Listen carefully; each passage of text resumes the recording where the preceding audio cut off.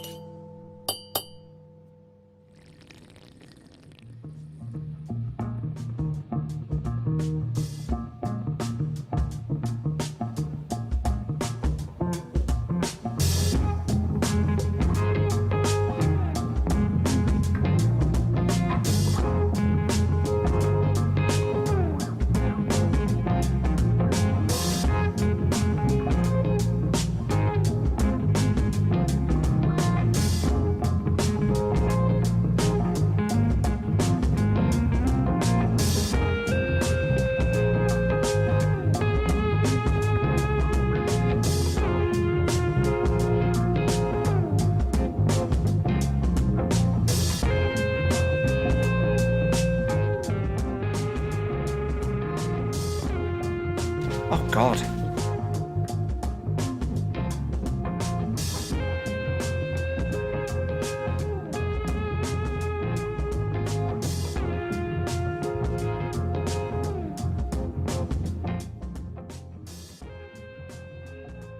Good evening, Brew Crew. Kicking off the week with the first Brews at 10 on My Left Eye. I'm your host, Lefty. Hope you're all well this eve. Eddie, first in the chart, great to see you. Hope you're well. Yeah, nice to see you as always. Solidari-Tea, thank you for joining us.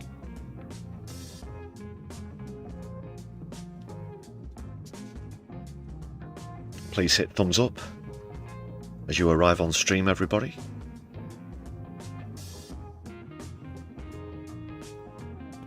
The Shouty Bloke, just jumping in the chat as well.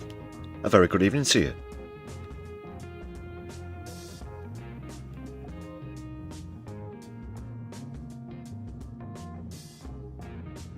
Can you dig it?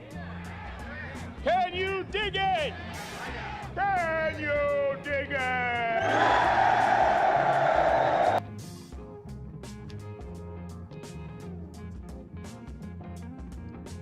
Yeah, we can dig you hitting the thumbs up button. catch up with a few stories this evening. Certain if I'd be able to get on stream tomorrow night. And we do of course have PMQs on Wednesdays, so just thought I'd get a few bits and pieces out of the way on stream.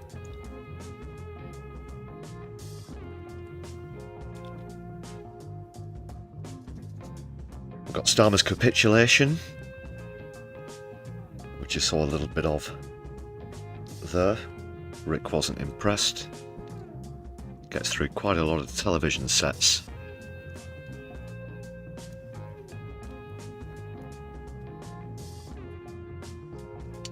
Yeah, and the latest on this whole Greenland thing as well, which doesn't seem to be going away anytime soon. Trump's not going to let it go, or by the looks of it, at least. So that plus a song of I.C.E.A.F and Fire. Yeah, an interesting story concerning, well, someone high up, I'll disclose, without spoiling too much. Someone high up in ICE was busted and exposed.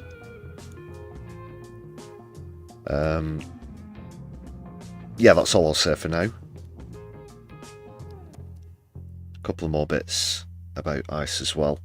The Your Party slates, of course. We didn't mention this yesterday, really, on the Sunday live stream. Corbyn and Sultana now have rival slates for the Your Party leadership contest. So we'll dive into that one. That latest hot potato.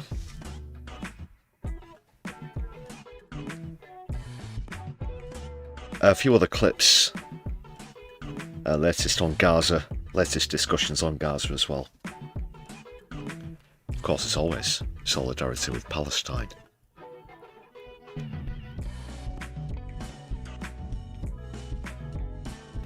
And Solidari-Tea to all the fine members on this channel.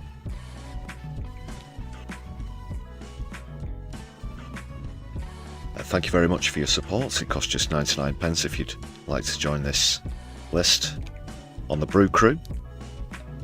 Currently on 150 towards the target of 250, which you expert mathematicians will have figured out by now means it's just 100 to go.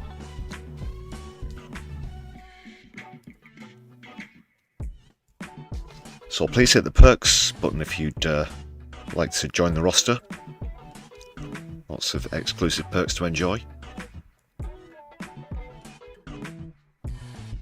Other ways that you can help to support us here at My Left Eye are with super chats if you're watching live, super stickers as well if you fancy, super thanks if you're watching back later on or on video content. And there's also a Buy Me a Coffee page. If anybody's unable to contribute via YouTube, please check out the link in the description of any content on the channel, whilst you're sharing it around social media as well.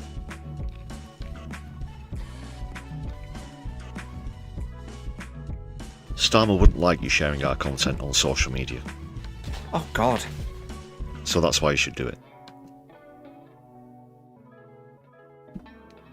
And do give us a follow while you're there, please, people. If you are on Blue Sky, Twitter or Mastodon, you can follow us at My Left Eye UK. And we do follow back all genuine socialist accounts. Socialists. Oh my God. Yeah, so no spam or Bitcoin or anything like that. Genuine socialist accounts we will follow back. That's My Left Eye UK. That's the handle you need. Can you handle it?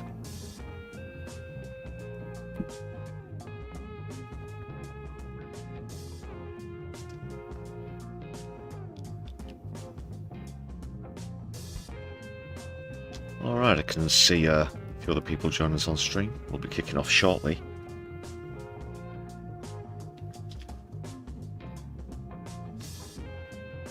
However, I'm bereft of comedy clips. There haven't been too many new ones out recently. But if you do know any good parody channels or anything that haven't featured on the channel before, please do recommend them in chat. For next time, always looking to broaden the horizons. In fact, we did feature someone for the first time yesterday doing the parody of a Tory begging Farage on the phone to be able to defect.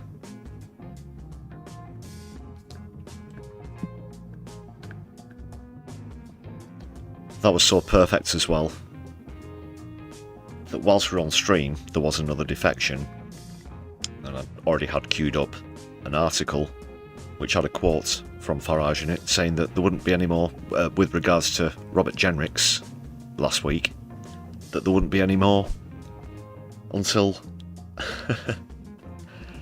until what was it, May, until the local elections. A promise that lasted all of about 10 hours, I think we reckoned. I believe the article was published at 11:27, if memory serves correctly, yesterday.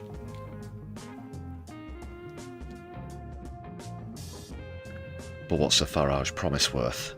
Not even the air that it occupies, let alone any paper that it might be written on.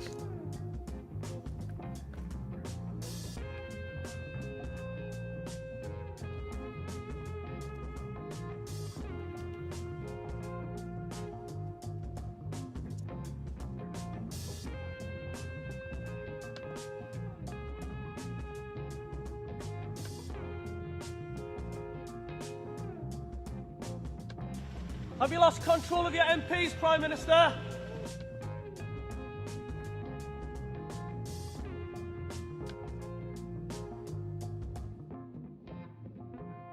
Okay, are we all refreshed? Do we all have our brews or whatever you fancy to hand?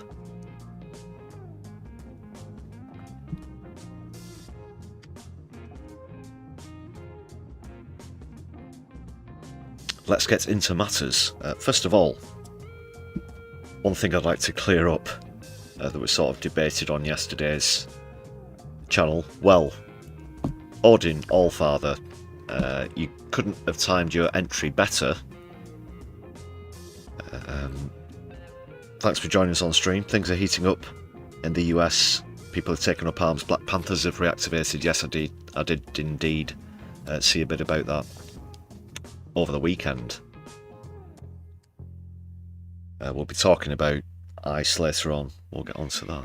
But as far as the timing for your appearance goes, I was literally just about to talk about a Viking in a bathtub, and then Odin Allfather appears. Now, I'm not a person of faith, but you know, what can you say?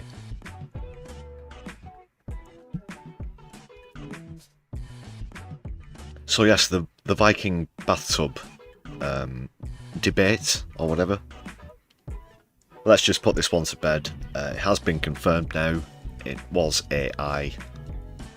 So I've adjusted the video. Obviously, there are boxes that you have to tick with that sort of content and so on and so forth.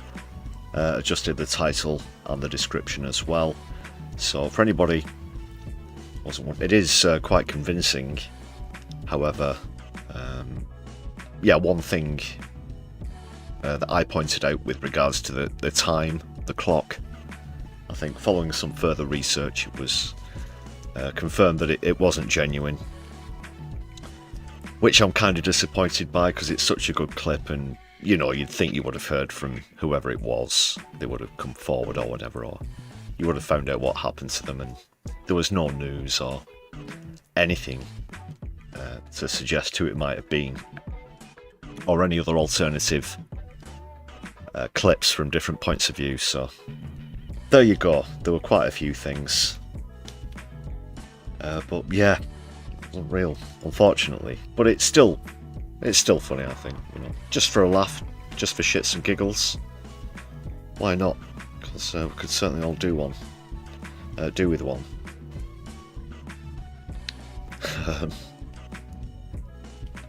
Yeah. So that's that, where that matter's concerned. You might want to watch it like, I don't know, 10, 50 times just to make sure, just to double check.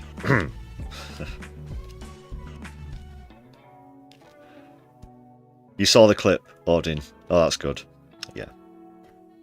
Well, I do point out in it the historical inaccuracy with the headwear. I thought I was bound to get something mentioned in the comments. Whoever it was mostly concerning. Whether it was genuine or not. But you can't beat a good old debate in the comments on YouTube.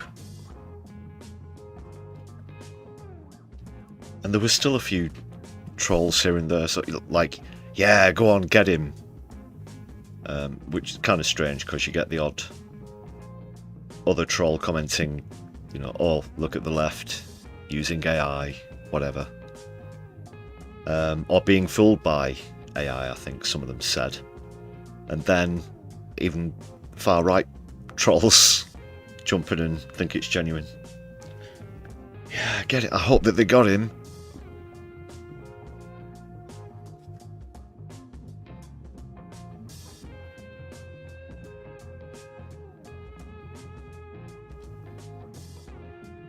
And some of them are still trying to go with the, I mean, we'll get on to Jonathan Ross later, but this, obviously, Renee Good and the car, and oh, she was attacking him with the car. They're still trying to push that. I can't believe it.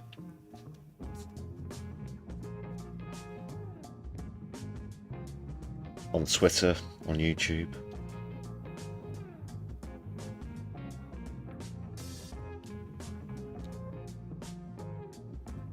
Yeah, someone who's had a vehicle used as a weapon against me whilst protesting.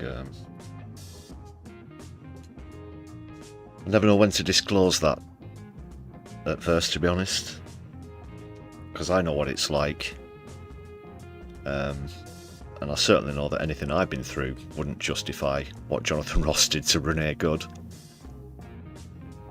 But in his case, in Ross's case, there's nothing to write home about. And in fact, I saw a really good clip. I should have made a note of uploaded it, to be honest. But it was a live debate. I can't remember on what platform. And the guy who was hosting had several different shots, points of view of the incident that this right-wing ICE defender hadn't seen before. There is one where you sort of clearly see a movement by Ross around the waist, hip area to avoid any. This is as he's, you know, murdering her, in the process of murdering her, which the far right seem to ignore in these debates. While she had a dog in the car, just want to re-emphasise that fact. I think I was one of the first people to start to mention this. I saw several clips and I was like, obviously I couldn't believe what I'd seen with Renee Good, and then rewound a clip a few times and was like, no, that's, you can make out the collar and all the distinctive features of the dog in the back seat, and I was just mortified even further. Anyway, so there was no contact, and during this debate, I guess to his credit, which is something you'll rarely hear me say when it comes to these far-right debaters, agitators, whatever, he did pause and say, whoa, wait, just play that again, and he says the car didn't touch him, and he actually realised the penny dropped. And it was a rare moment of, a rare example of one of these guys actually conceding, like right there and then on the spot, admitting the truth. which was quite refreshing to see. I can't remember who uploaded it though, because we do get through quite a plethora of content sometimes here on the channel. If any of you know the one I'm referring to, yeah, post it in comments or chats. But that must be like 1 in a million.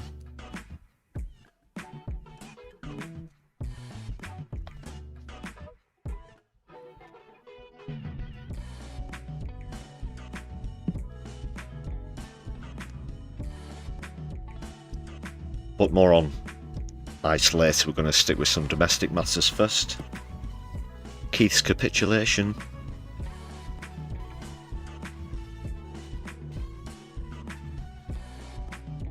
So first of all, whenever Keir Starmer's stood at a lectern flanked by the butcher's apron, you know it's going to be terrible. In this case, it was an attempt at a display of strength, to put your foot down and say to Donald Trump that what he's proposing for Greenland is wrong. The world won't stand for it. But despite the flags and his usual delivery, oh god, the word, it just didn't cut through. It was awful. Essentially, we're not going to do anything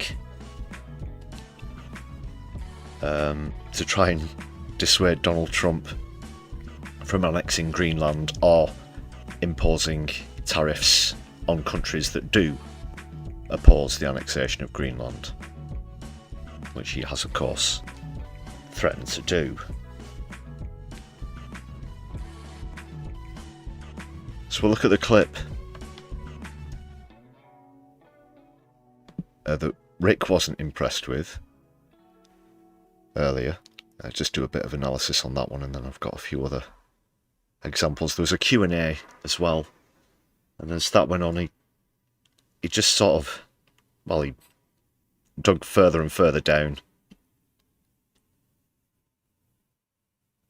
It's just so appalling that this man supposedly represents us on the international stage. Pathetic!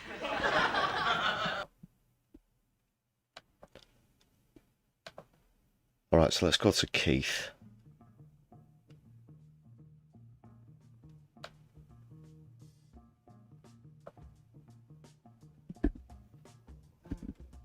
You know what I'm talking about. He's an asshole too, sir. Gun is made first class Philip A.S.O.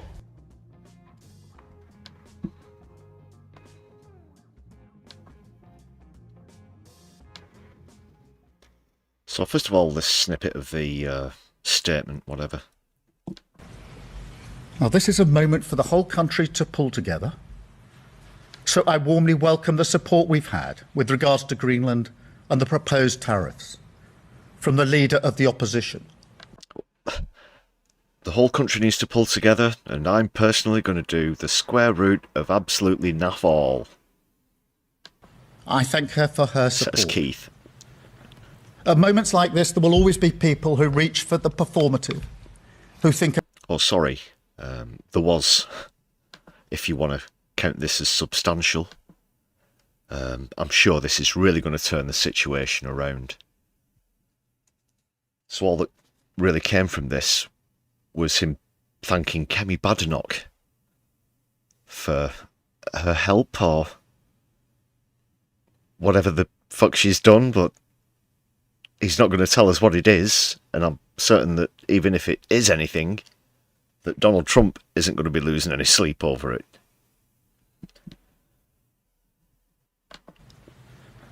At moments like this, there will always be people who reach for the performative, who think an angry social media post or grandstanding is a substitute for hard work. That's an understandable instinct, but it's not effective. It never has been. It may make politicians... So we might as well just let him get away with anything. There's no point in standing up to him.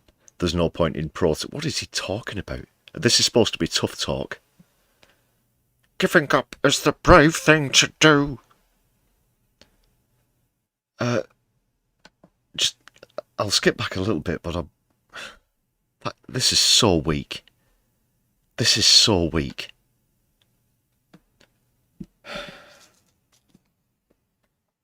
He couldn't fight his way out of a wet paper bag. Wimp! Pervert! Knobend!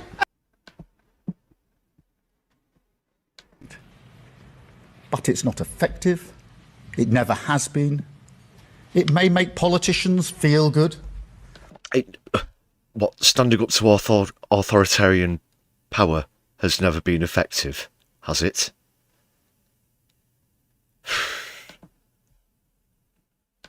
One more time. But it's not effective. It's not effective. It's not effective. No. Yeah, you may as well just let authoritarianism run roughshod over the entire world.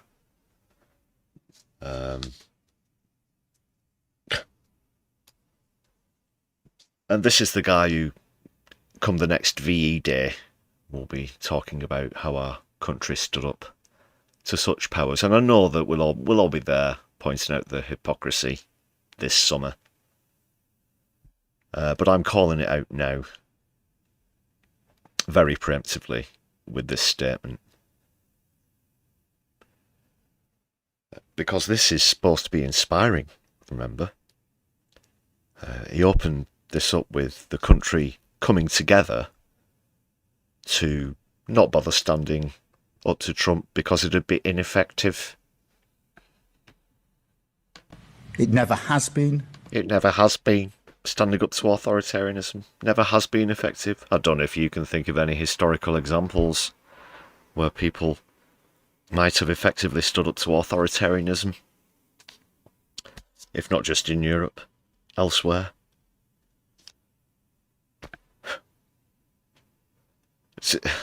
You know, so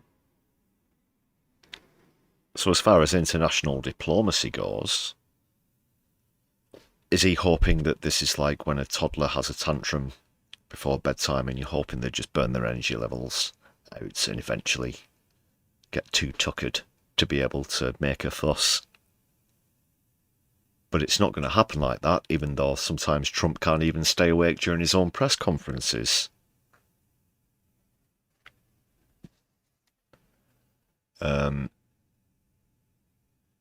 So he's either got something to hide, something he doesn't want to reveal to us, or he just hasn't got a clue how to stand up to power. Because he doesn't want to challenge this so-called special relationship. But that's all out the window. That's completely out of the window. All this guy does is lick Trump's boots. Let me get those pieces of paper for you, master. It may make politicians feel good, but it does nothing for working people whose jobs, livelihoods and security rely on the relationships that we build across the world. Okay, so now he's trying to transcend into rhetoric about security, national security. I'll just let him go on a little bit further, but I do have another prediction coming up for the near future.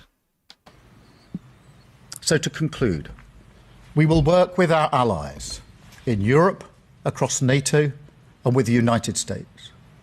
We will keep dialogue open. We will defend international law. How? You literally said bupkis about how our country is going to do that. So far, it's my understanding that we've sent one member of the armed services, armed forces, to Greenland. One. And admittedly, they don't have a huge population. But one, that's the effort, is it? And you're going to talk to the United Nations, keep dialogue open. Dialogue about what?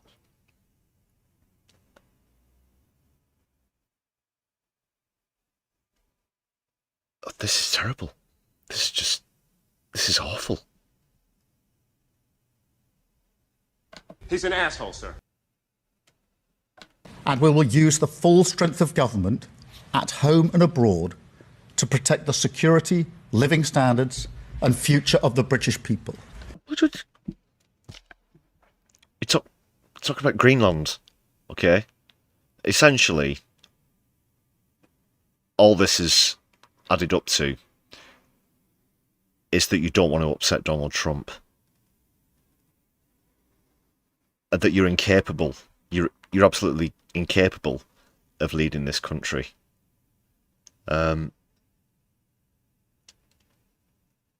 know, anybody with two brain cells to rub together knows that what Trump's proposing is ridiculous.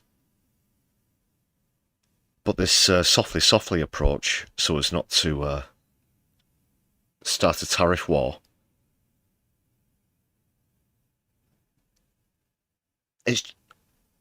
I'm almost lost for words. I'm almost lost for words in just how pathetically weak it is. And this is all that we're going to hear now. The national security excuse is going to be all he's going to say with regards to domestic policy. In fact, I think it might be in the next clip I've got coming up in the question.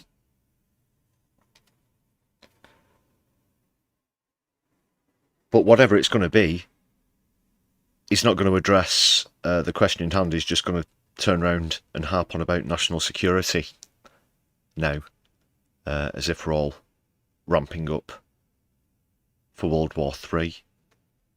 And is he going to act the same way as Trump is, as though China and Russia were at the border of Greenland and Trump has to come in and rescue the world? A load of crap. That is the approach I will take as Prime Minister. And that is the responsibility that this moment demands. That is the responsibility that this moment demands. You thanked Kemi Badenoch for her non-contribution. You didn't say anything that she's suggested. You didn't say anything that you're going to do. All that you said is that you will keep dialogue open with various organisations and bodies. What do you make? I mean, I'm almost stumped. Shouty bloke, you've been around a long time. You don't think you've ever seen anyone so lame?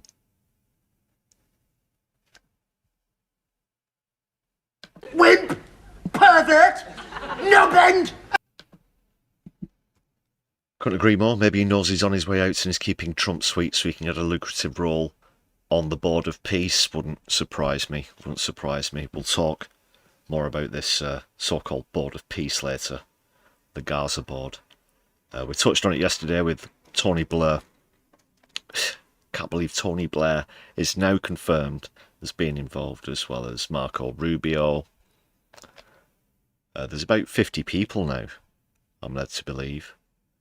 Who else? Milei, the president of the far-right leader of Argentina. Just guess, who's next? Are they going to revive Henry Kissinger?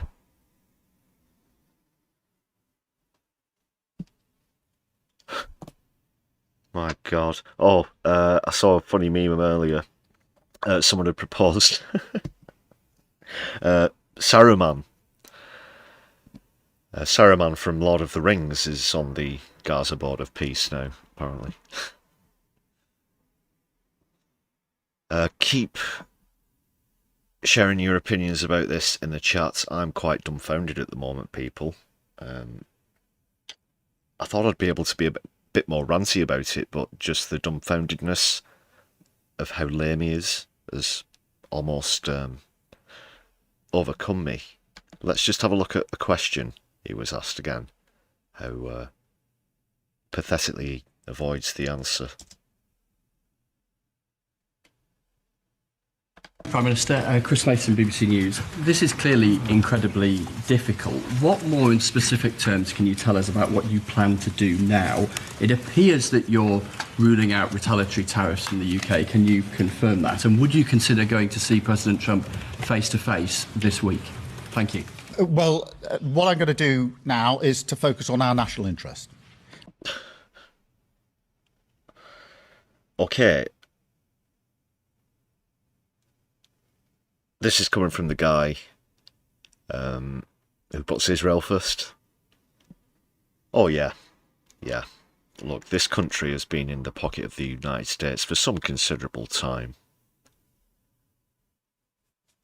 They knew what they were doing when they made us sign the country away at the end of World War II, Keith. And we're still paying the price now. We paid it in gold, back then in literal, physical gold, and got ourselves into a hell of a lot of debt as well. It was the end of the empire, Mr. Double Flag Shagger. So it's always either America first or Israel first. Let's get that out of the way, first of all.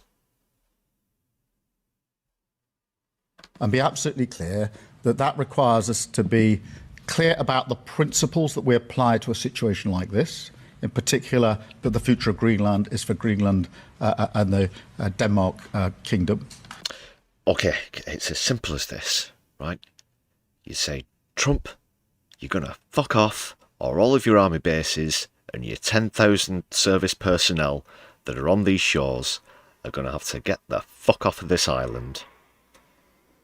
And the rest of Europe will say that as well. And some of them have already said it or hinted at it, at least. Strongly suggested it. So what I'm going to do is sit and think about some things. And think about national interests. And you can see, you know, again, so many of these politicians would make extraordinarily bad poker players. Because it's often written all over the face, and if it's not written on the face, it's obvious from the selective dialogue that they use. But it's just so abundantly clear. You can see in his face he's literally making up almost each word, almost each syllable as it comes next. He's just programmed to say a few selective words that he thinks, when they're conjoined, will make a convincing and coherent sentence. So let's just see that thought process again, as you can see in his face here. I might just zoom and enhance so we can see that process. Oh God, say something. Say anything. To focus on our national interest. Thank you. Well, what I'm going to do now is to focus on our national interest and be absolutely clear that that requires us to be clear about... Just to be clear, that requires us to be clear. The principles that we apply to a situation like this, in particular that the... You've been clear as mud. You've been clear as mud. Principles? Okay, arguably where principles are concerned, once your red lines are crossed, or whatever, your principles will kick in and there'll be some sort of reaction to that, some sort of action against it, which remains as yet unknown. So all I can conclude from that information is that the man on your screen is devoid of principle, or doesn't understand the meaning of it, at least, because what's the point in having principles if you're not going to fucking act on them? Future of Greenland is for Greenland and the Denmark Kingdom, and that tariffs should not be used against allies in this way. So how are you going to stop him? How are you going to stop him? Are you going to imply counter tariffs? He's already as good as ruled that out. So what are we doing? We're just screaming from the sidelines, are we? Are we going to have some, not even ranty tweets, just similar to this drivel that we're seeing? I'll just resize that. You saw the thought process there. Think of a word, any word. To be clear. Well, I'm going to be clear to be clear. Everybody clear on that? Don't bother looking down there, Keith. There's nothing written down there that's going to save you. In relation to the escalation, look, a tariff war is in nobody's interests. And we have not got to that stage. And my focus, therefore, is making sure we don't get to that stage. And that's what I'm doing at the moment. How? With focused on, concentrating on, clear about. Nothing. Nothing. It's just sentiments in the wind. Midget Doctors, thank you very much for joining us on stream. Oh no. Oh no.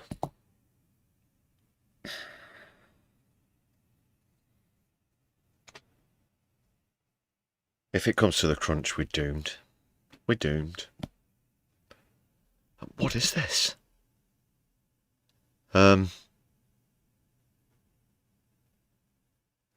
can't make their minds up. Neoliberals about territory and sovereignty and things like this. Some things are an outrage that they can't stand for. I mean, look at Badenoch banging on week after week about the Chagos Islands in PMQs. And then you have this. Or Ukraine, for example, obviously that's been years now. Keith's been very outspoken about that. But when it comes to Greenland, oh no. I'll just be very clear that I'm going to have a think about things and something dialogue. Appalling. Appalling.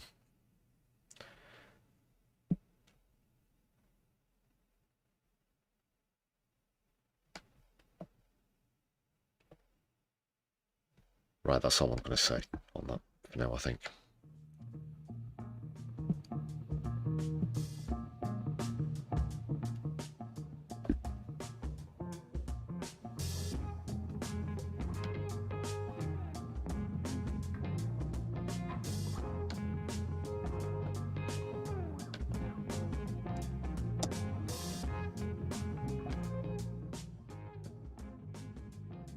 Yeah, that's all I've got to say about Keith's contribution. Just finally, as far as the whole Greenland thing's concerned, Trump's been saying for some time now, one of the reasons he wants Greenland is for strategic territorial reasons. If he doesn't, then either Russia or China will. In the last 24 hours, China have come out and reiterated that they don't have any designs on Greenland. They have no interest in acquiring the territory. They've also said how they're completely sick of, essentially, Trump, anytime he wants to do something, saying he's doing it so that China don't do it. As far as Russia are concerned, Donald Trump seems to be unaware of a particularly large piece of territory sort of sticking out of the west of Canada, known as Alaska, which the United States of America bought from Russia some time ago, which means effectively the United States of America and Russia are practically in physical contact.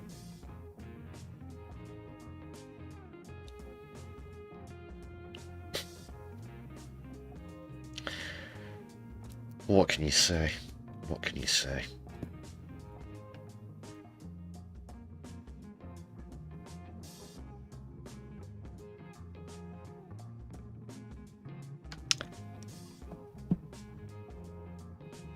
We'll see what someone actually with a brain has had to say about it. This is a Greenland politician who puts this forward very well, actually, very calmly and concisely, just how ridiculous the whole proposal of Trump's annexation of Greenland actually is. So I think Trump doesn't know about Greenlandic people. We don't really value cash and Kardashian lips and fake boobs and stuff like that very highly. Actually, you cannot even own land in Greenland. You can get an allotment for your house, and then you own the house on top of the land.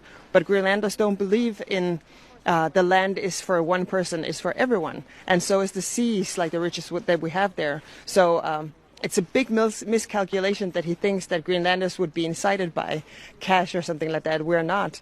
And even if you were to say like $100,000 per person or something like that, we wouldn't give up free healthcare. We wouldn't give up free education. We wouldn't give up being a part of Europe. We wouldn't give up on our sovereignty eventually. And we're a very sovereign people within the Kingdom of Denmark. We're autonomous right now.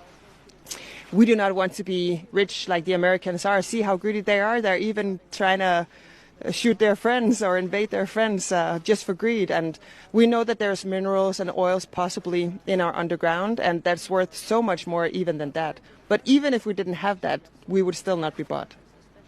So everyone here knows about the Inuit in Alaska and all of the native tribes.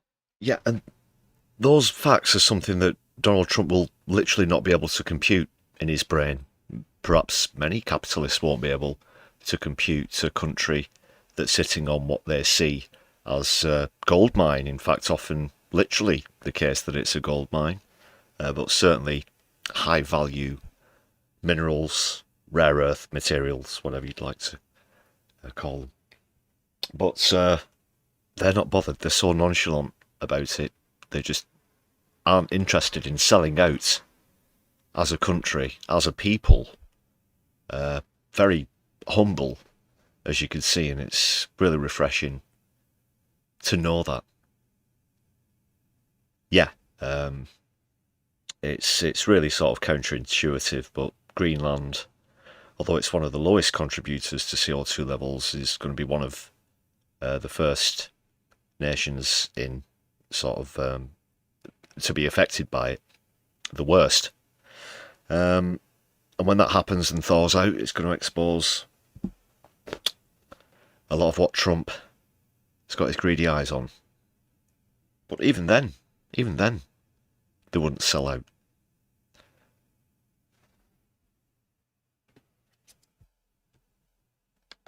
Indians, American Indians who are there, their land was taken from them, and they haven't been treated that well in America.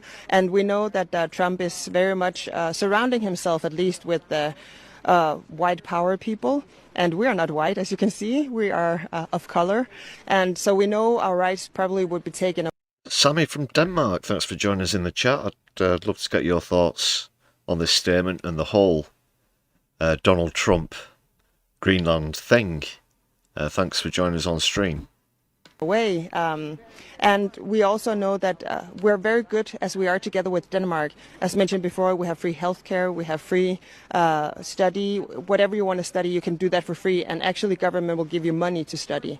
So while you're studying, you're getting a grant from your government. So all of that we wouldn't trade for, like the welfare state. We wouldn't trade for anything in America. But also, you have to remember, a lot of Greenlanders have family, like their mother or father or grandmother or grandfather who's Danish. We do have a 400 years history together or more in terms of being interconnected in that way. So, and we're... Yeah, well, it's 800 years, really.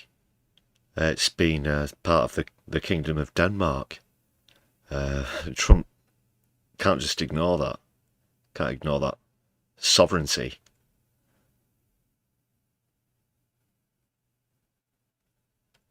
Also seeing a lot of protest in America right now that is unsettling, with the ICE agents who are sort of going after a lot of people. And from here, it looks like maybe he's going a lot after brown people. And we are considered brown people, as you can see. Yeah. If anybody thinks that if Trump invades Greenland, the population aren't going to be persecuted in some way, because, as rightly pointed out there, they are a minority. Yeah, you're kidding yourself. You're kidding yourself. Because that's all he's about, and that's all it will be about. Well said there.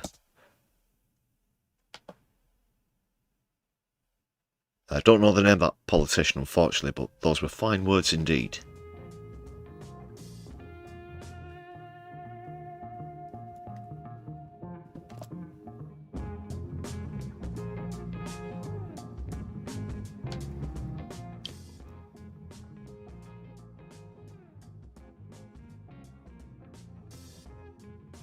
The first uranium ever to be found in the south was in the south of Greenland. That's a great fact there.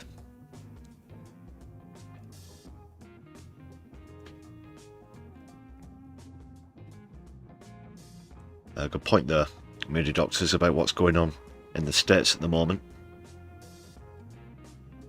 And you're quite right, we're going to get on to more about ICE now.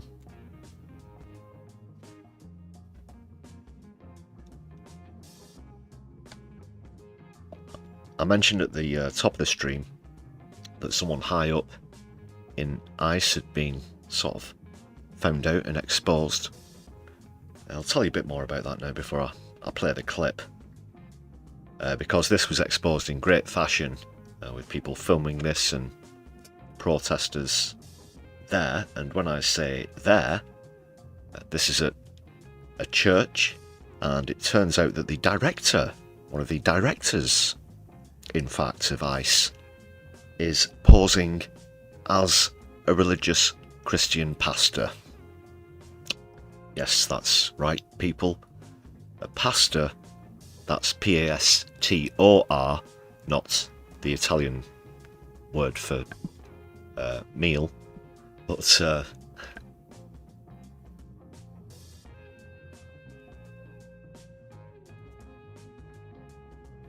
yeah, can you believe that? Can you believe that? So let's see this. This is quite satisfying, actually. Do you like this expose piece?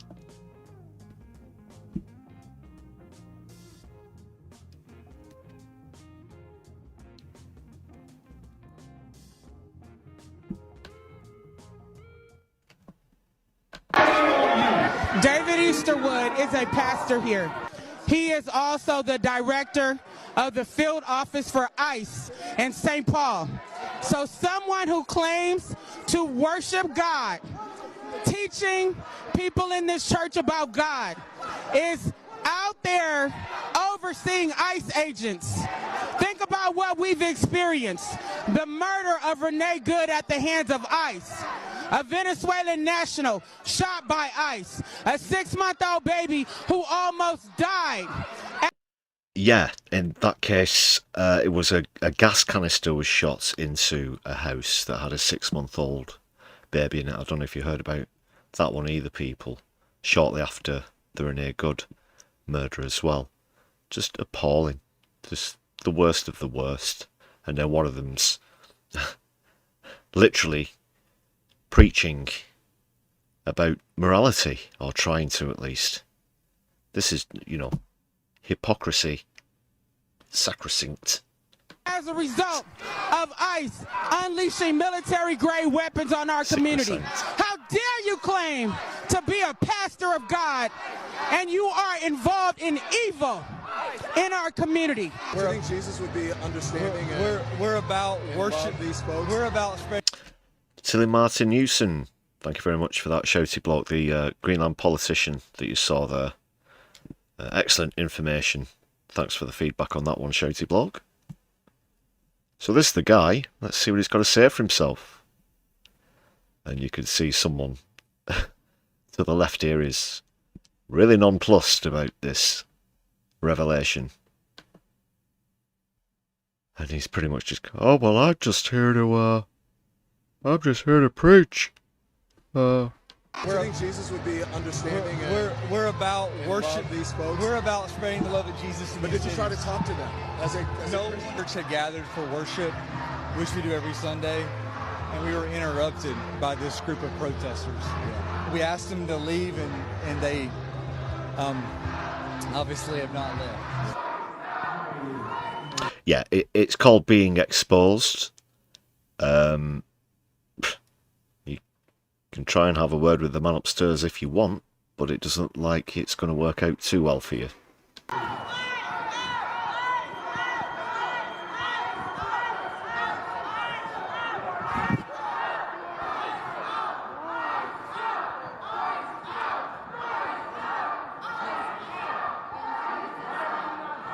Oh no, your magic hasn't worked. The cloak hasn't worked. I don't know. I don't know what he was thinking. I don't know what he was thinking. How long that information might stay buried for. Not certain how they found out that the pastor was one of the directors of I.C.E.A.F. But I think they've exposed it in a really good way, and he doesn't know what to do. He doesn't know what to do. He's trapped.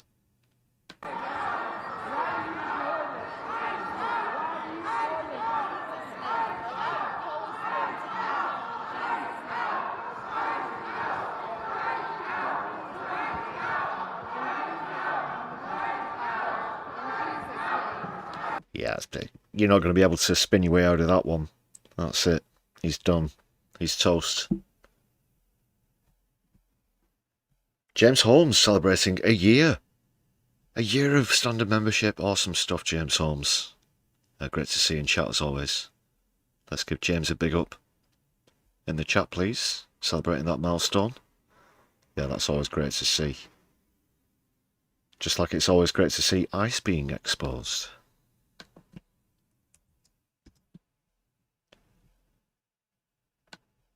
I'd ask if you can believe it, but of course you totally can. And we can totally believe this one as well. This one's been put to bed, in case there were any doubts. The fire department's report verifies that Jonathan Ross never went to the hospital after killing Renee Good.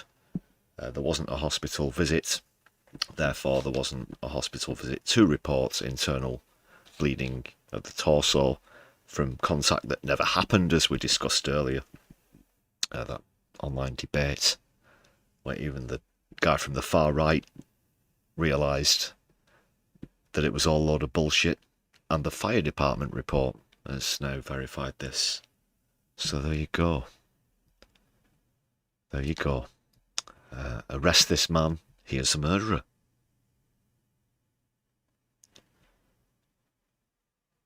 And that's another icebreaker. Break the ice, as you quite rightly say there. In the chat, Sammy. Inmates in Greenland are allowed to go hunting with a rifle because it's part of their culture. That's another interesting fact. I'm liking these Danish Greenland facts as well. Keep them coming.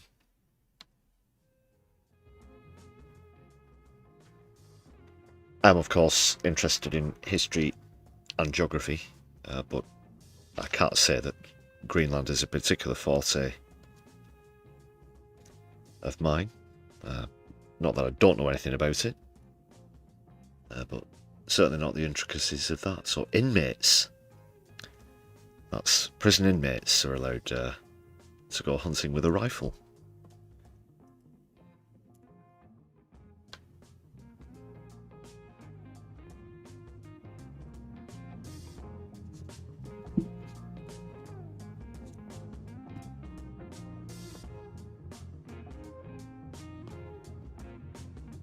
Yeah, do keep those little factoids coming in the chat. Or in the comments if you watch it back later. Make sure that you've hit thumbs up on the stream and give us a share on your social media. A quick plug there in an attempt to segue onto a different topic, which we will do just now. And we're going to get on to the Your Party slates, the rival slates, Jeremy Corbyn and Zara Sultana at loggerheads again, but in this time, on this occasion I should say, more of an organised and structured fashion, in the sense of internal leadership contest, rather than a back and forth on social media.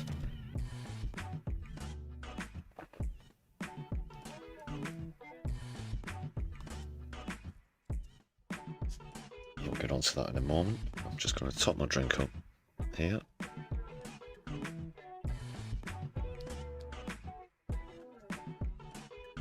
did point out recently they started to become included in a lot of the polling, however, not doing as well as quite a lot of people would have hoped. Polling at 0.6% on National General Election poll, the last one that we looked at. And I think a lot of people are hesitant because it's still yet to be revealed who exactly will be leading the party. Like I said when I was we were sort of debating the single or dual leadership thing about having a figurehead, for example, I guess a lot of people are still waiting for that, you know, which figurehead that they're going to get. But when this is all done and they have sorted out who's going to be the leader, I think they will start to do better in the polls, and a collective efforts properly organised between your party and the Greens could be very effective. But for now, there is still some more contesting to be done. Let's take a look at what's happening with the rival slates. I've got an article to go through from Navarra. Shout out to Navarra. I don't have to tell you who Navarra Media are. I'm sure that most of you are familiar with Navarra at this juncture. One of the bigger alternative outlets here in the UK.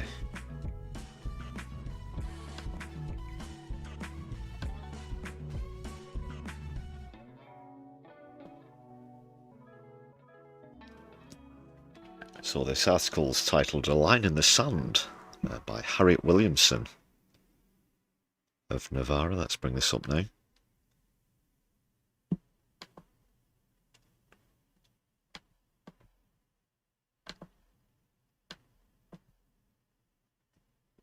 There we go.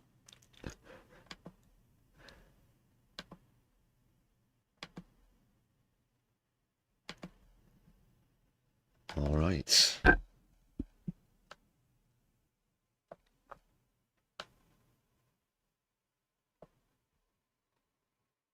Oh, the music stopped.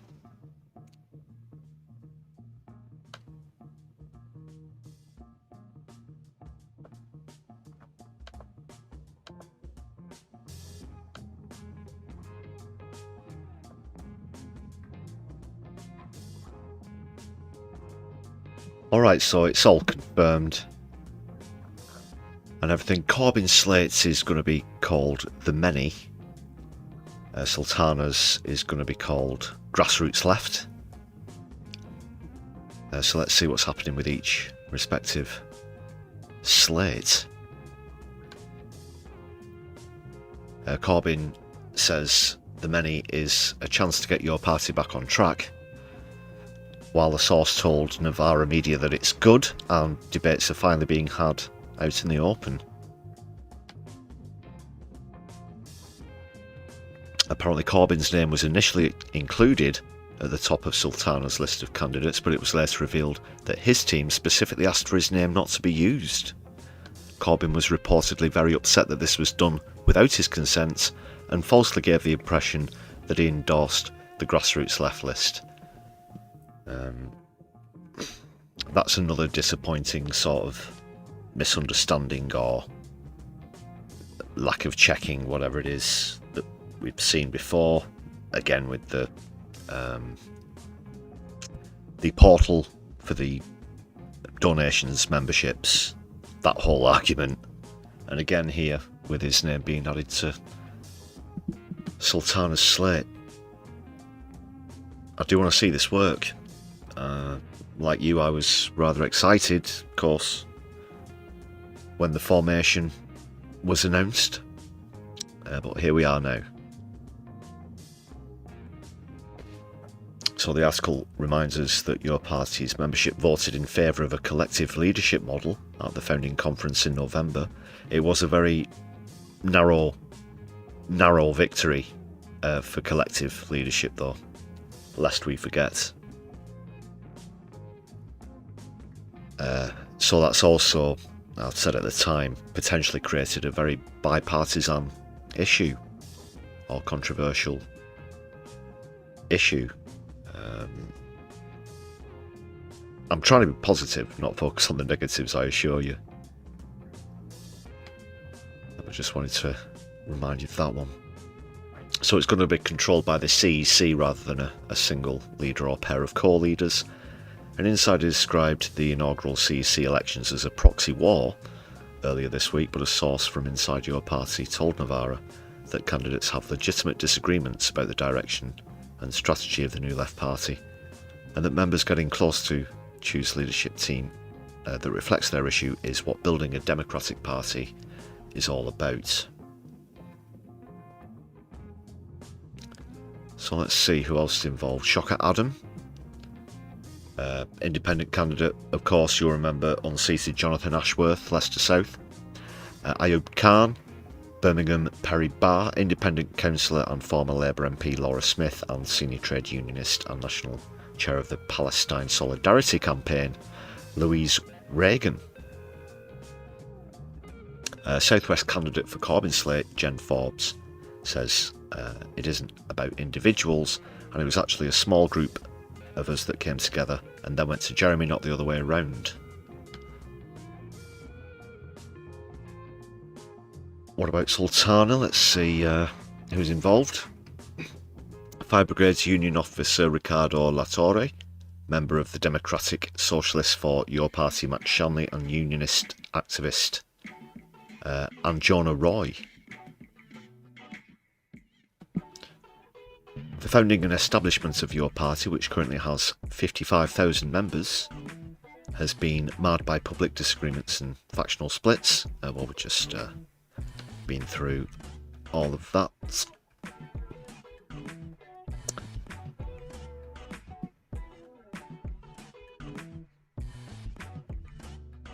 Oh yeah, we'll just quickly go over that again, because it is something I've brought up on stream and that we've mentioned on social media recently. Yeah, it was that paragraph there. Just one moment, people. Got to sort myself out a beverage. Like I said, I've still not done it since I said I was going to top my drink up. I'm just so keen to bring you the latest, even though this article's a couple of days old now, but ignore that fact, because I do have to thank James Holmes yet again, not only celebrating 12 months of membership, but celebrating with 5 gifted memberships, spreading the joy and Solidari-Tea. Thank you very much for that, James. Let's big up James Holmes in the chat, everybody. I'll update the membership goal now. It takes up to 160. Awesome. Thanks again, James. 160 now, 160, just 90 away.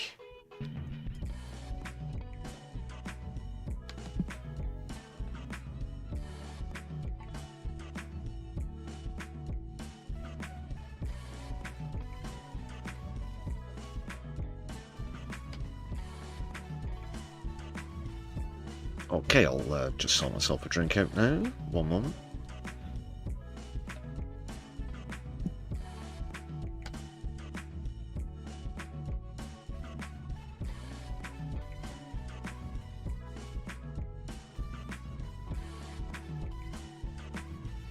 Right, that was literally just one moment, as I said. Okay, so I posed the question about the status of Andrew Feinstein. Obviously, great independent candidate, gave Starmer a pretty good run for his money at the last general election, standing in Holborn St Pancras, of course, but seemed to be absent from a recent poll which suggested that the Green Party are going to be taking the seat away from Keith, as opposed to Andrew Feinstein, which was going to be my expectation, I have to be perfectly honest. So the article reminds us the breakdown of a power sharing agreement between the Corbyn and Sultana camps, with control of members' data and money split between MOU Operations, that's the company directed by anti-apartheid activist Andrew Feinstein, former North of Tyne Mayor Jamie Driscoll, and former Labour MP Beth Winter, and Corbyn allies from the Peace and Justice Project, prompted threats of legal action. So, there we have it. That's where he's at. So despite the disagreement over this MOU Operations Limited, Feinstein is still with the UOP, as he was formerly with Workers' Party of Britain, wasn't he? But now he's endorsed Sultana's CEC slate. That's answered that question. He must have been reading my tweets. So Corbyn said he wants your party to unite our communities on the issues that affect people's lives: rising bills, soaring rents and grotesque inequality. That is what it means to provide a real left alternative, one that stands up for the policies being demanded by millions of people across the country: public ownership, wealth taxes, rent controls, disability, justice, environmental sustainability and an end to war. By fostering a culture of inclusivity, diversity and collaboration, we can build a truly mass democratic party that mobilises people everywhere, and we can finally build a society for the many, not the few. I think he's made a good move with his selection of the name of the slate, because that was a really great slogan, wasn't it? For the many, not the few. Of course, taking inspiration from a 20th century poem.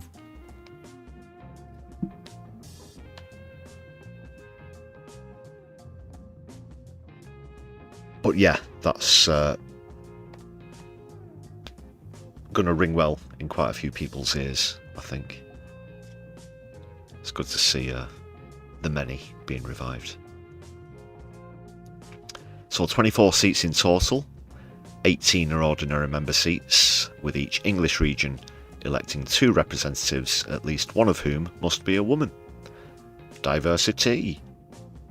Scotland and Wales get 1 seat each for a representative, and according to the don't gripe at me if there's anyone from Wales, they're not my rules. Yeah, 1 seat for the Welsh, and according to your party website, members in Scotland and Wales are in the process of establishing their own autonomous structures and will democratically decide how they relate to the UK party. So yeah, let them decide for themselves, I guess.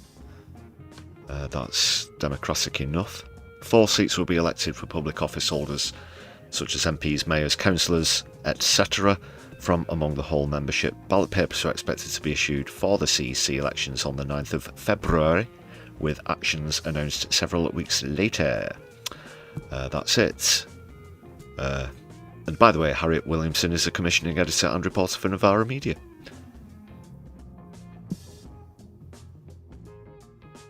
You think that's too Anglo-centric, Specs? Is it more a case of population proportionality?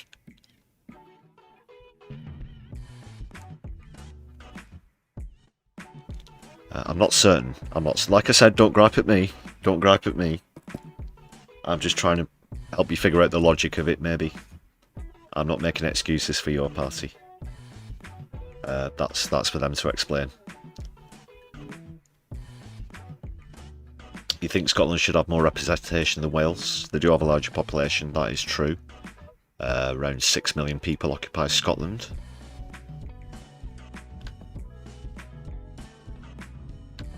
Not occupy, it's theirs. It's not like Israel occupy Palestine.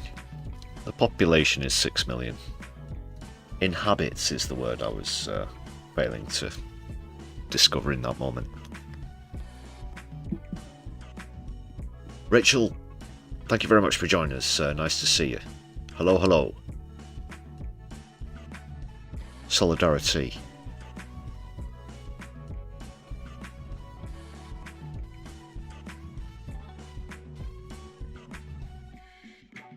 That's a good point as well, James. 55,000 members with all the problems is nothing to sniff at, and less than a year old. Yeah, good point there as well. What's the latest figure on Green Party memberships? I'm not certain.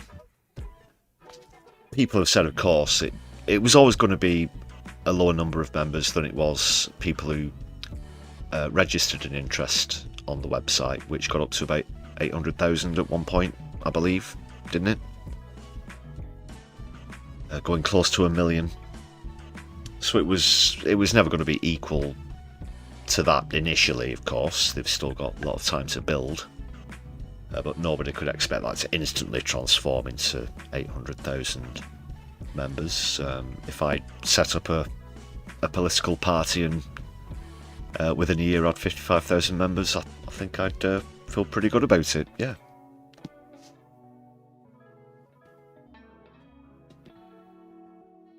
Maybe people are trying to say that they're underachieving or whatever, but at least they are achieving, which is more than can be said for the current government. And on that note, I will drink to that.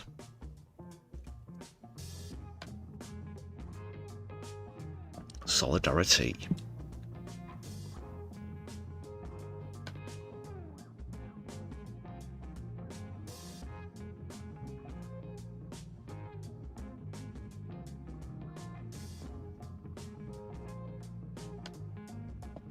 Any preference on this slate? Corbyn, Sultana, someone else? Perhaps you think some fresh blood? Someone who the public aren't familiar with, haven't either again. Most people know what they do or don't think about Sultana and Corbyn at this point. Anyone who's politically minded, that is. But what would you prefer? Or who would you prefer, I should say? Let us know in chat.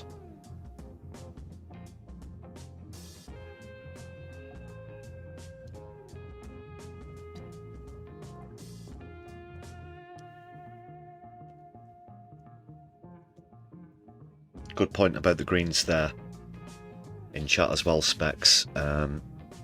Yeah, as far as this has gone, the sort of delays led to Polanski with a massive runaway lead now, compared to your party, that is. Taken full opportunity about it. You know, when people are talking about Polanski at the moment, they're talking about how much they like his policies, or, you know, how he confronted a politician on Question Time or whatever panel show. But when you're talking about your party most of the time, you're talking about the factionalism and these disagreements, and that has got to change. That has got to change. People have got to start to talk about the policies more than the internal fractions.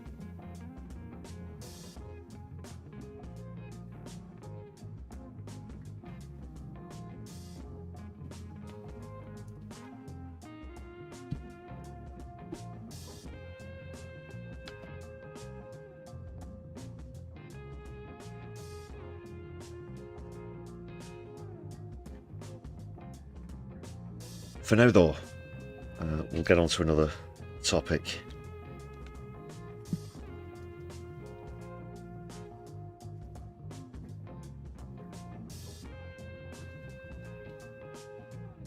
Keep you up to speed with what's happening in the your party leadership race, I should say.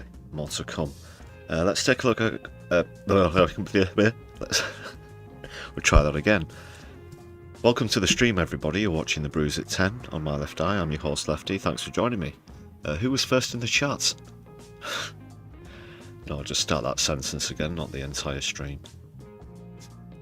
We'll get on with a clip next. Because we're going to move on to Gaza as the topic. Roger Waters. Who was in a band called Pink Floyd.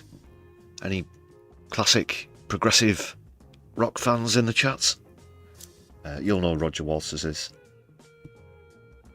Pink Floyd on Piers Morgan. Now, recently, Piers Morgan seemed to have come around on the topic of Gaza when interviewing Israeli spokes. It sort of seemed to have seen the light and recognised that there is a genocide in Gaza, that Netanyahu is committing war crimes, that Israeli spokes are liars. Yeah, even Piers Morgan seemed to have realised this. But Now, during this interview with Roger Waters, he has sort of gone back to some of the original rhetoric, in particular being obsessed with the T word, where Hamas are concerned and other groups such as Hezbollah. So this is the debate that he tries to get into with Roger Waters. Prior to this, he wasn't doing a particularly good job. That is Piers Morgan, I should say, so it's probably the case that he's tried to fall back on this in the conversation and hopes that he's got a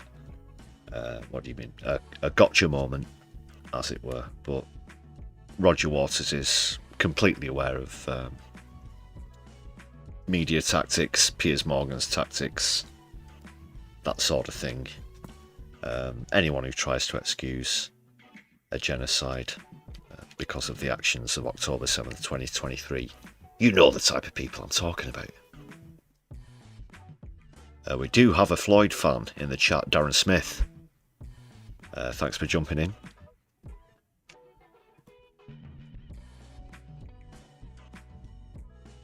Right, let's see the clip.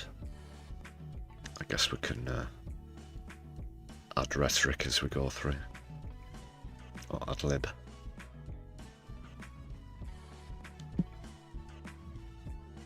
Let's do this thing. Yes! Yes! Yes!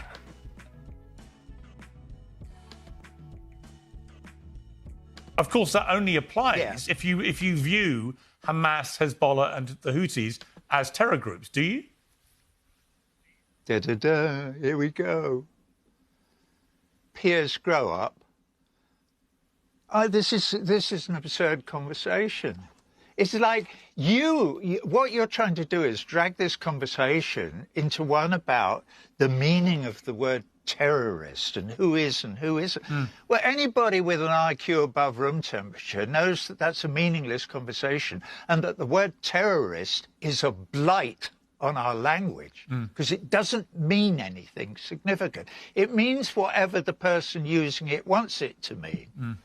You know? Yeah, it has very much been weaponised at the moment. And Roger himself actually goes on to the current literal definition of it, but it seems so much different now in the way that it's being used, especially by mainstream media broadcasters and complete hacks like the twat on the left of your screen.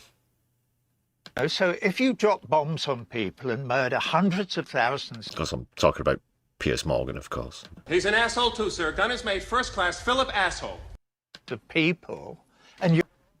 Oh, bollocks. Of course, Sorry. that only applies. Yeah, you are not a terrorist, but if you kill... So if you drop bombs on people and murder hundreds of thousands of people, and you're on the right side of whoever's opinion it is, you are not a terrorist. But if you kill a few people somewhere else, you are. So it's just a question of where you stand in the political and the global political spectrum. So just to be clear where you stand...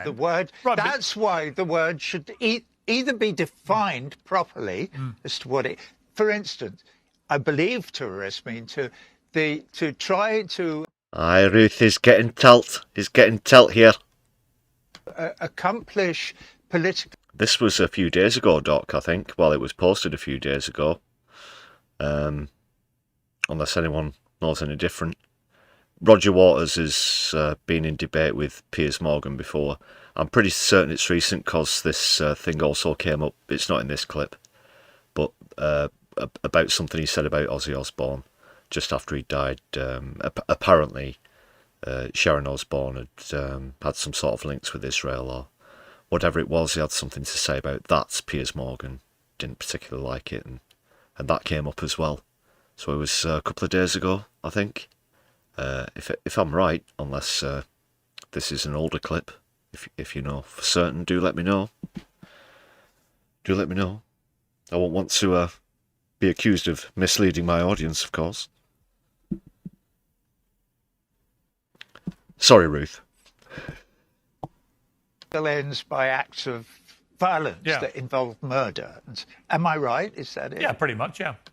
I mean, yeah, okay, well, then anybody, so to call Hamas terrorists, but not to call the Israelis terrorists is absurd. It is. And you can argue the same about the United States of America, UK, this sort of thing. Especially, during the Iraq invasion. Bush is the real terrorist, all of that sort of thing. And it's the same thing. It's the same thing. If you're using terror and fear as a weapon violently, that's terrorism, political as well. Obviously. I mean, let me ask you. All right, let me ask you. Excuse me. Well, no, at some stage I have to ask you a question. So on October the 7th, 2023, did Hamas commit an act of terrorism? Oh, God. No. Not again. Not again. Well, did they or not? I'm not going to... Only in the same way as when the French resistance rose up in France during the 1940s, that was terrorism. Would you define that as terrorism? Or would you define that as resistance against occupation? Which is what it actually was in October 2023. Piers, it was a counter-attack against an occupation. And legally speaking, an occupied country can defend itself by any means. By any means. And that's the case. You're either aware of that and ignoring it, or you're just really bad at your job as a so-called investigative journalist or whatever. But I know that. It's very simple to fathom, unless you're Piers Morgan. Do you know what's good about me having this conversation with you now? In hindsight, because we had this conversation when we spoke last, and I said the word Zaka to you, and you went, what? Well, did you find out who Zaka are, as I asked you to when we had a conversation before? Of course he didn't. Who are they? Of course he didn't. That, you're suggesting he might actually do some investigation for his so-called journalism. No, just look at what you're talking about.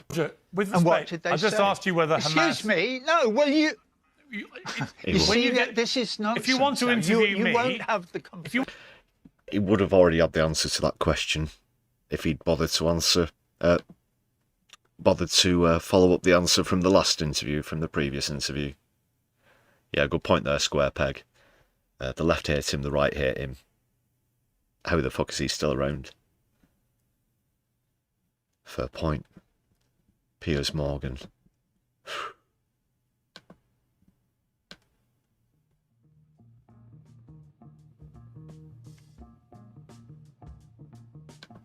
Sharp as a billiard ball.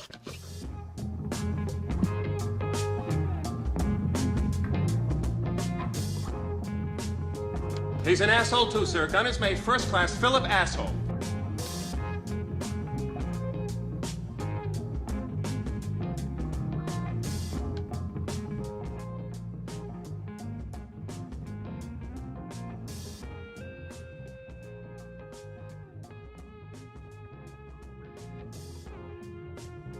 More on Gaza now. From Ty Hickey. Not a comedy clip, though. What we last saw from Ty, obviously, in the aftermath of the flotilla. He's one of the people who was illegally kidnapped on the flotilla. But also a great comedian that we've featured previously on the channel. This time, Ruth. He's in Scotland, in Edinburgh. And gave a great speech, which I'm going to show you here if you've not seen it.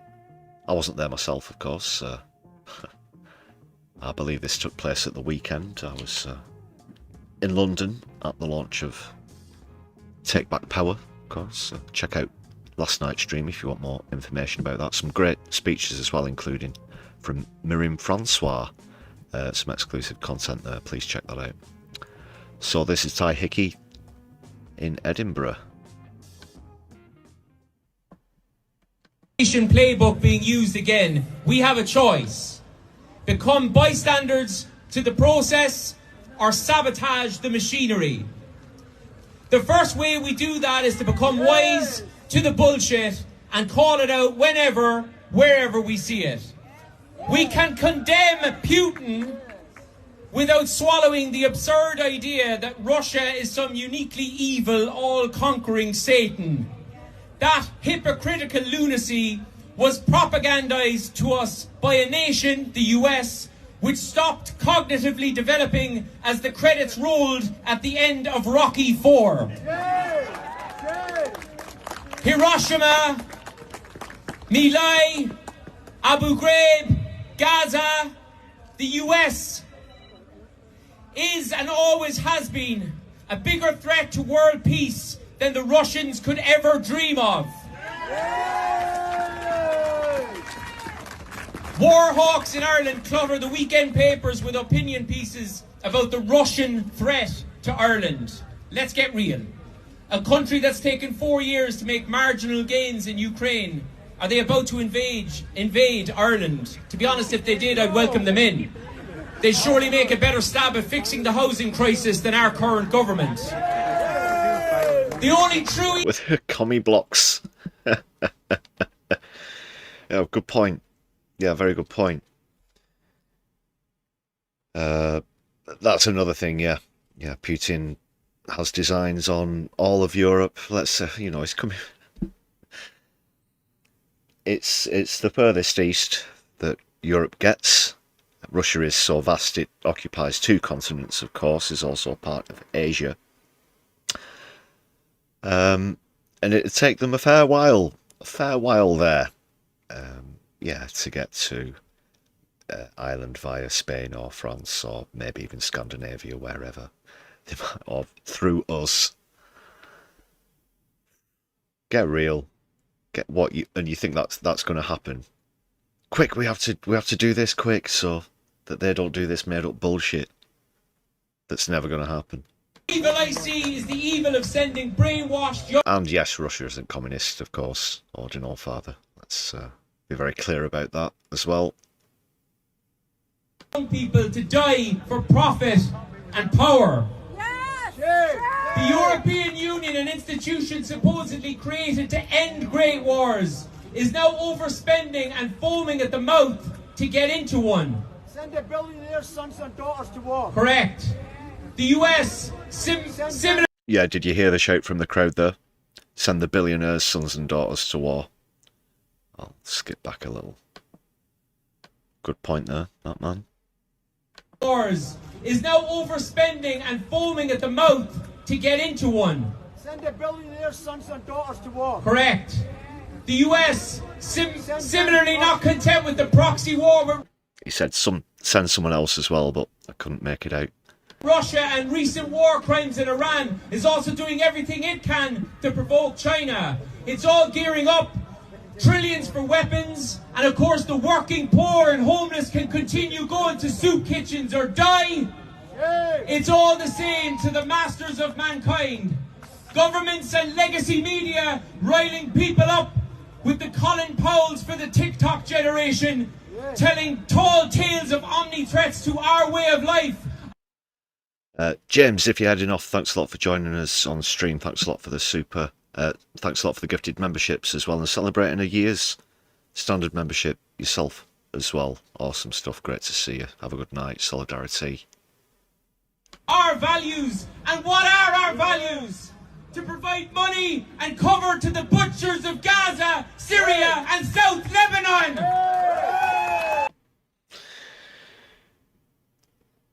That's the end of the clip there. Great stuff. Sounds like a great turnout in Edinburgh, as always, as expected in Scotland and with the Irish as well. Ty Hickey, great man, very funny fellow, knows his stuff, certainly a very brave fellow as well, out there on the Samud Flotilla last year as well. Hijacked and kidnapped by the I.O.F. There's always a kettle on for Ty Hickey here at My Left Eye, that's for sure.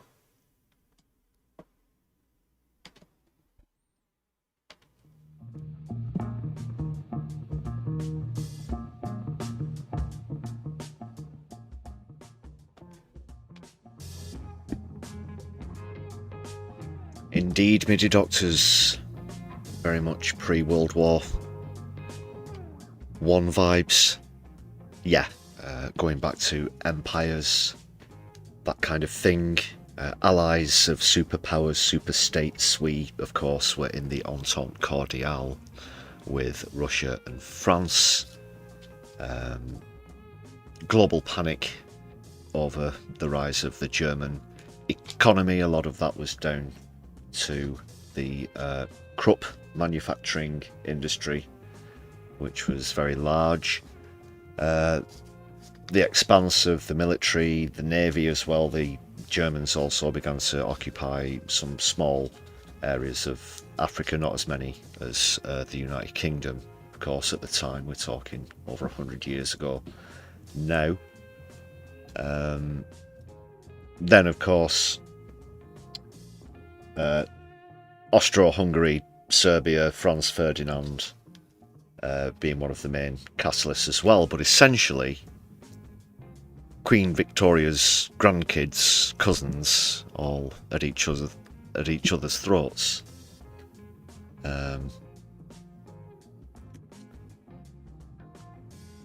Yeah, and then of course there was the von Schlieffen Plan, which was initiated by Germany.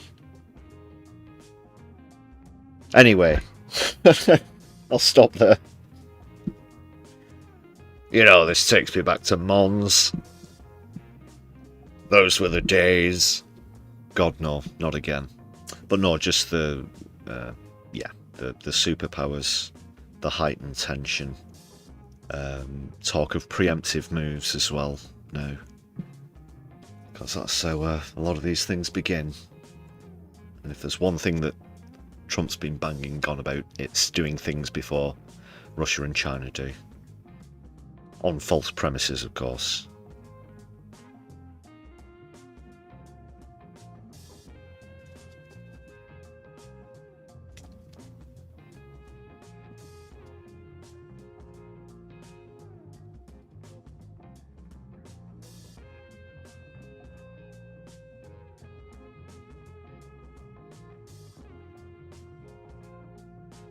Just checking out some of the comments in the chat.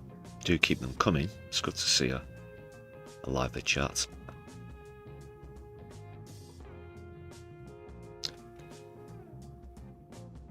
And yeah, I feel the same way as you do, Midi.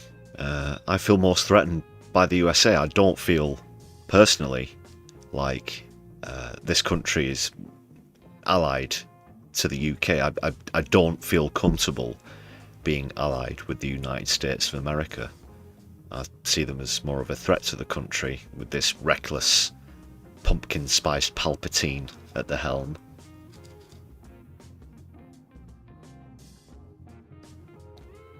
I'm not saying I'm going to move to Moscow or anything,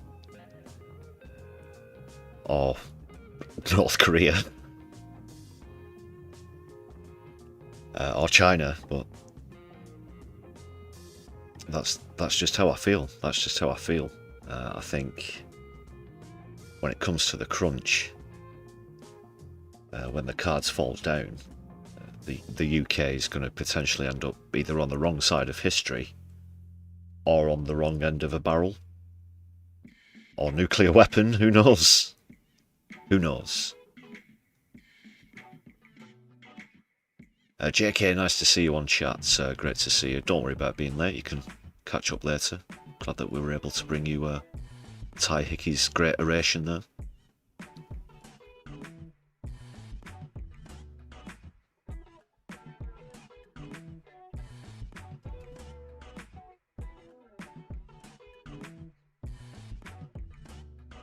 Good point there, Rachel Atwood, as well. If Russia can control the UK through reform, it doesn't need to lift a finger in aggression.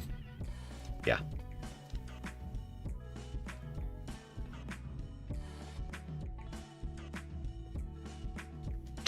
That's Nigel Farage, of course. Well, the entire company. PLC. It's not even a party. I'll have to remind myself of that before I'm about to say Reform Party. Yeah, Reform UK PLC.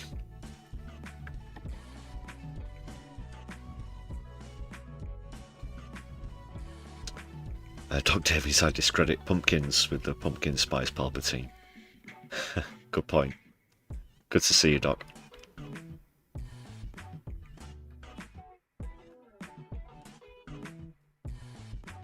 Big Grackled. Great to see you. Solidarity from Britain. Always nice to see viewers from the US. Actually mentioned on last night's stream recently, in fact, United States viewers. What's the word I'm looking for? Yeah, most videos are viewed by viewers in the States, is what I'm trying to say. Recently surpassing the UK domestic viewers.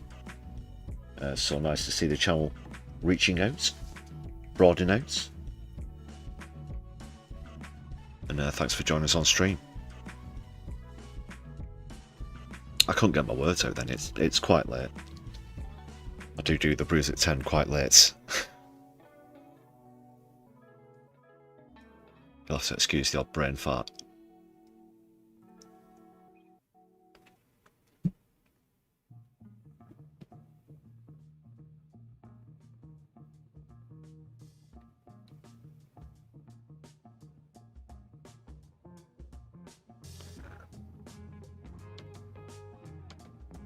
Alright, I'm going to have a quick scan through the news and see if there's anything else worth bringing up.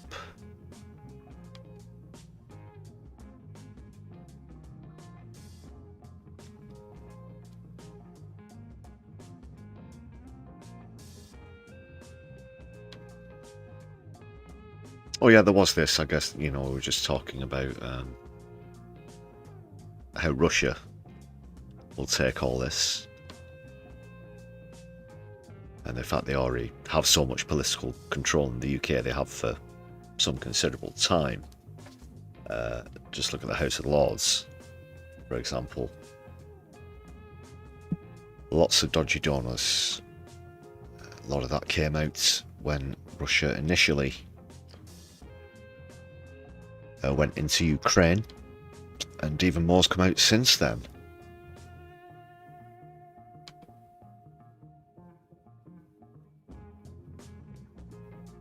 So you might think they might have just had a bit of a laugh at this, I guess. But it turns out they're actually quite keen on it. They're actually quite keen on the idea of America annexing Greenland. According to this article, anyway.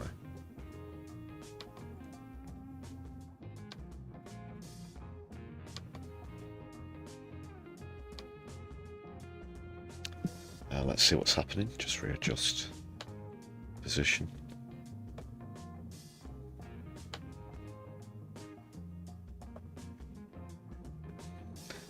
There they are. A complete fascist dictator who wants to take over all of Europe. Speaking to Russian leader Putin there. See what I did there?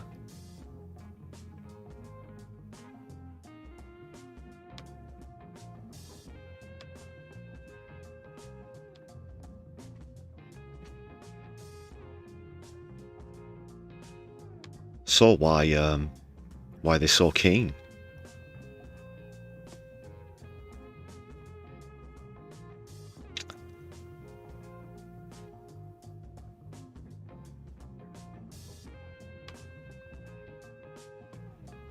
And let's see what's happening. Just want to make sure the on-screen chat is up to date.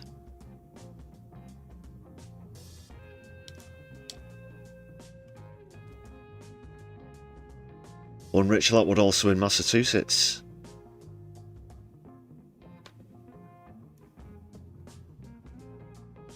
Solidarity.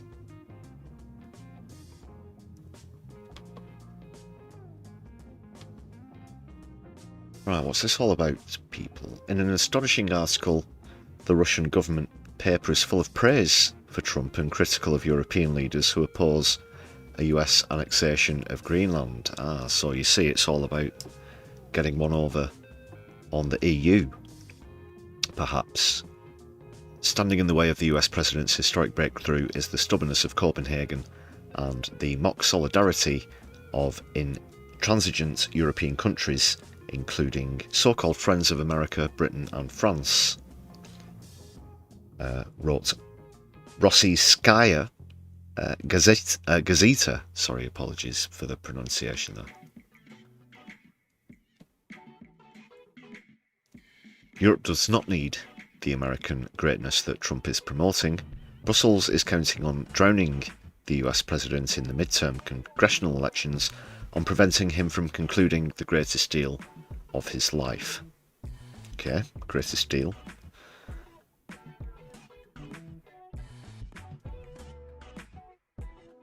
This is, I don't know, she's some kind of nuthouse loony Trump fan here. If he annexes Greenland by the 4th of July 26, when America celebrates the 250th anniversary of the Declaration of Independence, it wasn't actually signed on the 4th of July, by the way, he will go down in history as a figure who asserted the greatness of the United States. She also writes, I'm not going to attempt to pronounce the name again. I will call her, is it Ms. Gazeta?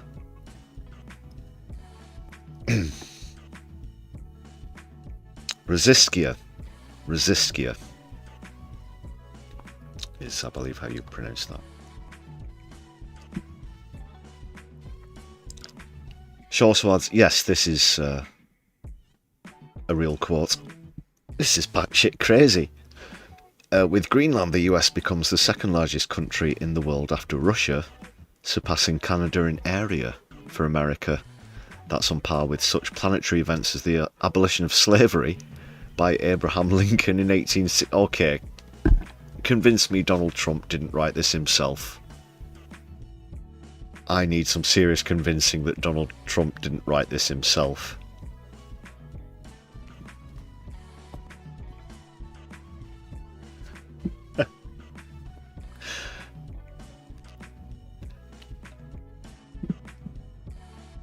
So I'll try. I'm thinking, you know, at some point the sentence is going to end with "everybody says it." One of the giveaway telltale signs that it was written by Trump.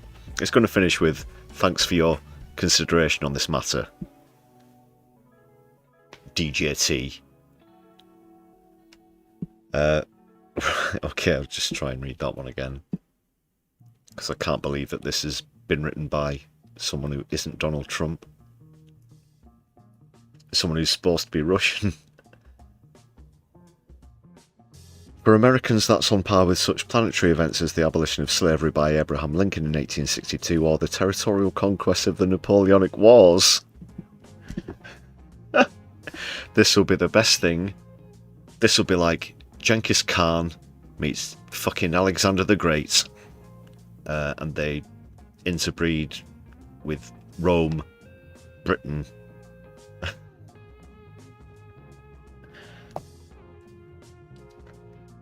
If, thanks to Trump, Greenland becomes part of America, for sure the American people will not forget such an achievement. Americans in chat, please do voice your thoughts on this so far. Trump's stenographer, probably, yeah. Everybody says it.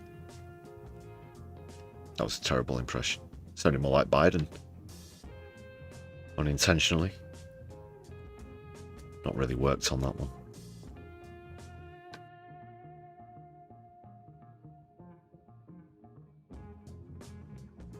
There's more though.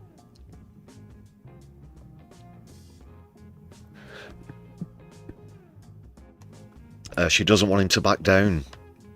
She says this would weaken the position of the Republican Party in the midterm elections and likely results in a Democratic majority on Capitol Hill, with the ensuing consequences for Trump, whereas a rapid annexation of Greenland before the elections can change this political trend. Everybody says it.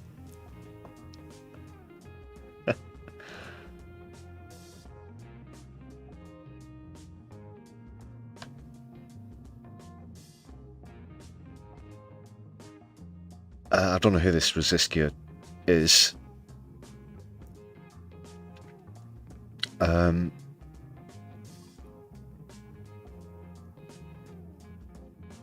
just about it for the article.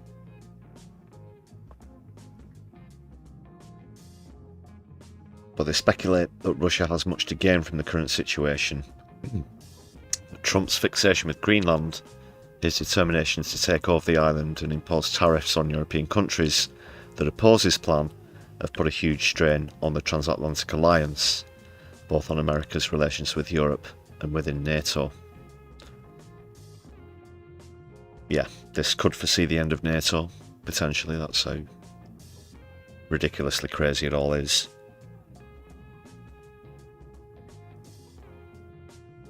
But then the efficacy and use of such organisations, you know, the United Nations and such, if Putin can do what he's doing, if Netanyahu can do what he's doing in other global situations, then what good are they? And in fact, I think China's recently threatened to pull out of the I.C.E.A.F and the United Nations if they don't follow up on the arrest warrants for Yoav Gallant and Netanyahu. So they're the first to sort of come out and try and make a firm stand about that point.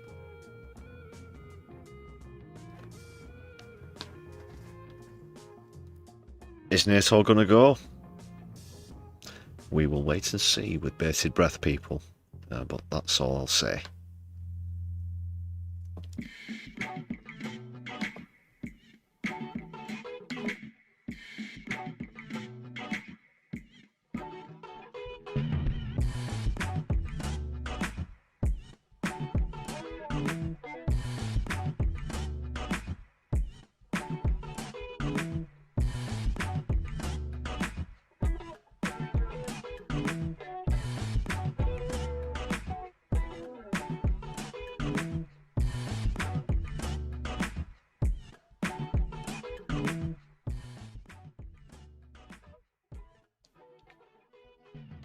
Can you dig it?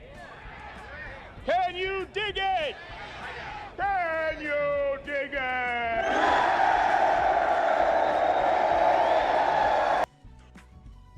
We can dig it. We can dig all these fine people as well. Thanks for the gifted memberships on tonight's stream, now up to 160, towards the target of 250. It's just 99p if you want to join this list of marvellous members. Hit the perks button, find out more about the benefits of joining the channel. Just a reminder, super thanks are open if you're watching back later on, and there's a Buy Me a Coffee page in the description of this stream. Super chats is still open, as well as super stickers if you're watching live.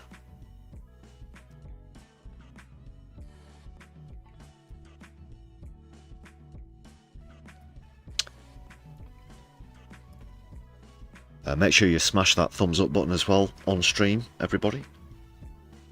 And do check out some recent content. Please give us a share around social media as well.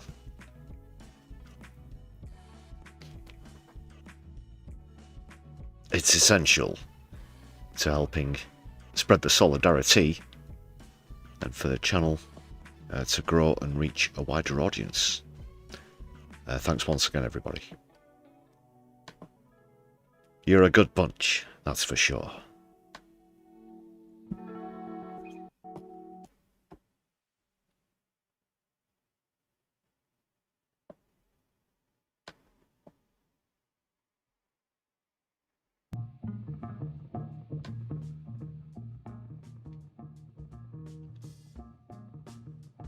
Okay, ladies and gentlemen, brothers and sisters, they, thems and comrades alike, go searching for a raid as we get towards the end of proceedings here, but remain exactly where you are, whether you're seated, stood, in motion, whatever position you find yourself in, because there's more quality broadcasts to come, potentially. Let's see what we've got. We do have our friends in the States, this space, who will be joining. Great stuff from this space, if you like to keep up with affairs across the pond. So that's locked in now. And that's what we'll be heading to in a few moments. Aaron Gray, great to see you in chat as always. Let's try and give a few final shout outs. I hope I've not missed out anybody who's still on stream.